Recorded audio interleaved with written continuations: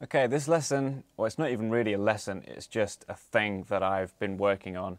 And for no reason, I'm not suggesting that this is ever going to be any use to you in any context, but it's kind of a little challenge. Basically, part of the reason that I created OctopuSequencer was to do things like this.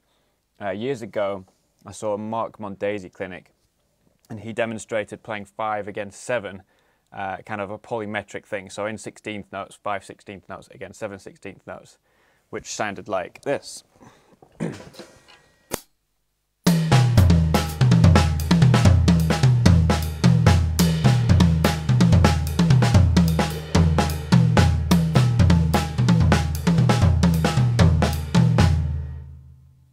And it took me ages to learn that, and I've never had a use for it, but it's kind of a fun thing to be able to do, and I'll show you some things you can play around with. But basically what's going on there is my right hand is playing 1, 2, 3, 4, 5, 6, 7, ride, tom, tom, ride, tom, tom. My left hand was playing, I think I did it on the tom and the snare drum then, so 1, 2, 3, 4, 5, 1, 2, 3, 4, 5, 1, 2, 3, 4, 5.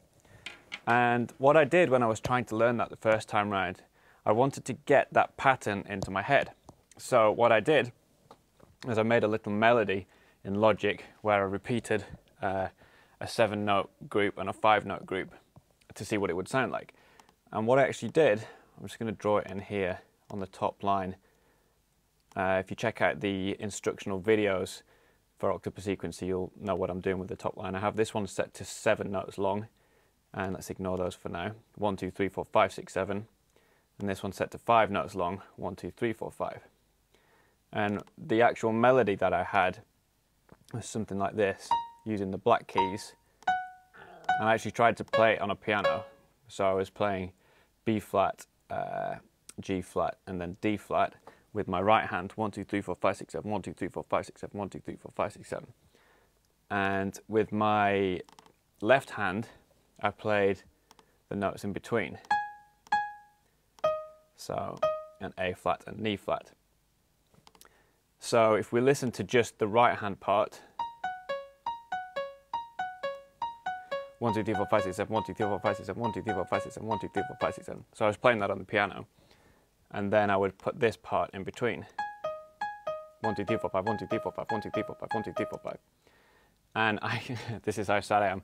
I burned a CD of that little melody, how those things overlap, and had it playing in my car when I was driving places.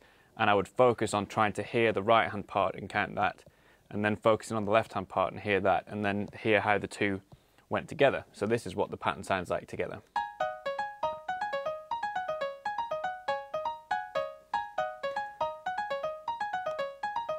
So if I set these other two to 0 and turn the resolve point up, you'll hear where they hit 1.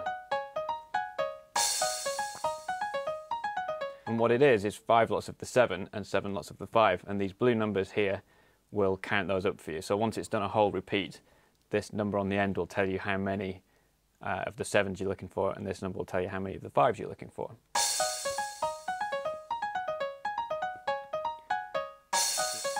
So there you go, it's calculated 5 of the 7s and 7 of the 5s, and you can watch the number go up.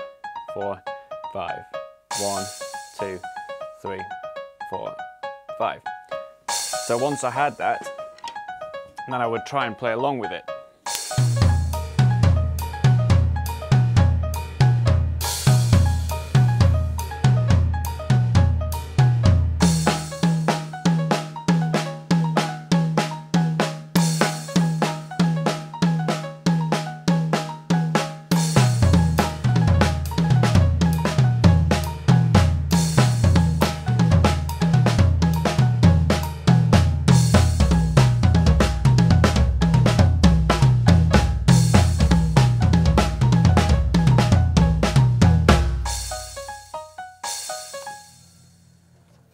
So as I said, no real application, but it's kind of fun.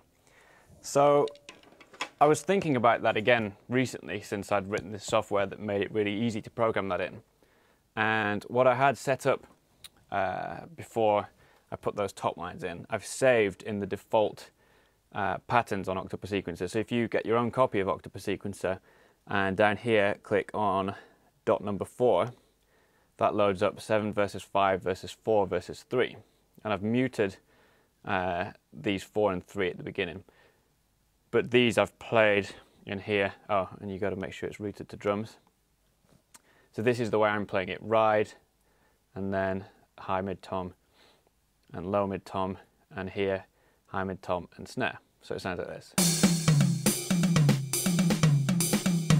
In fact, let me make this a different tom, high tom.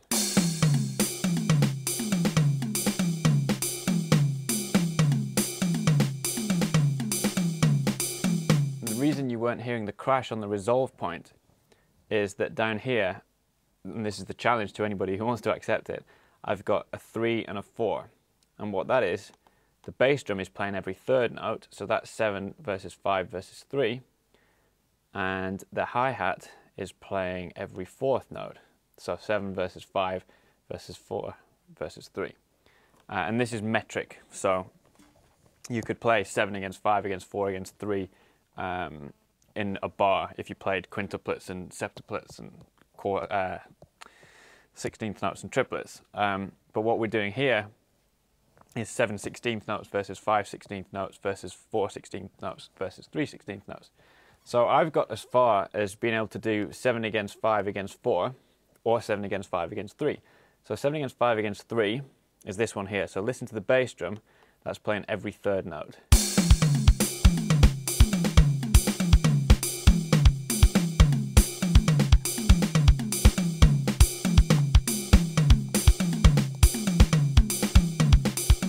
So it comes round after 3 sets of the 7 against 5 resolving. So 5 lots of 7 times 3, so 15 lots of 7. And basically the position of the bass drum note, the first time it starts when both hands hit together. The second time it comes on the second note of the triplet. And the third time it comes on the let of the triplet.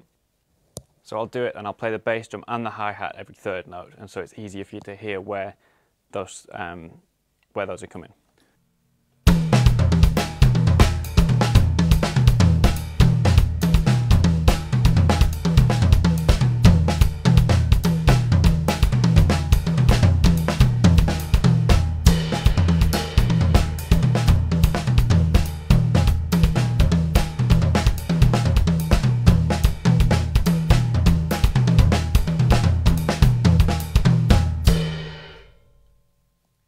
So that was 2 rounds of it, and I tried to accent the ride cymbal when it repeated and everything resolved. And then the next step is to do the same thing, but against 4. So this time I'm playing quarter notes with my feet.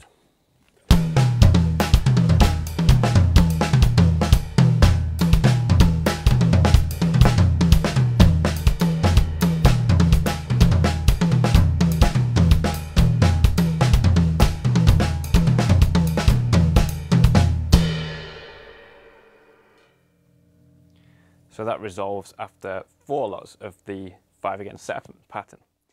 So the challenge is to do the 5 against 7 over 4 and 3. And the reason that this is difficult is because the 5 and 7 pattern resolves with the bass drum playing every third note after 3 lots, but it resolves with the hi-hat playing every fourth note after 4 lots. And so that whole thing then has to go around I don't know, 3 or 4 times before it resolves in total. So if I turn up the volume, unmute this, and now we've got the bass drum against the hi-hat. If I mute these, you can hear. So you can see that the feet resolve every 4 notes on the bass drum or every 3 notes on the hi-hat. But that resolve point doesn't line up with the 5 against 7s. Now if you leave the whole thing going until you hear the crash in OctopuSequencer marking the resolve point, then it's something like 60 lots of 7. So that's a lot of notes. And if you wanted to program that into Logic, it would take a long time and it would fill, you know, many bars.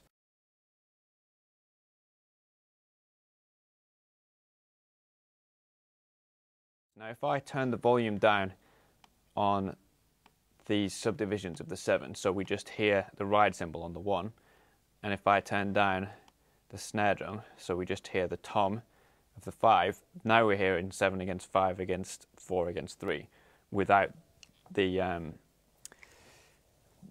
kind of patterns in the 7. So I can mimic that on here by starting to bring the volume of the toms and the snare drum down, and then we'll start to hear what an actual 5/7 sounds like between the ride cymbal and this tom.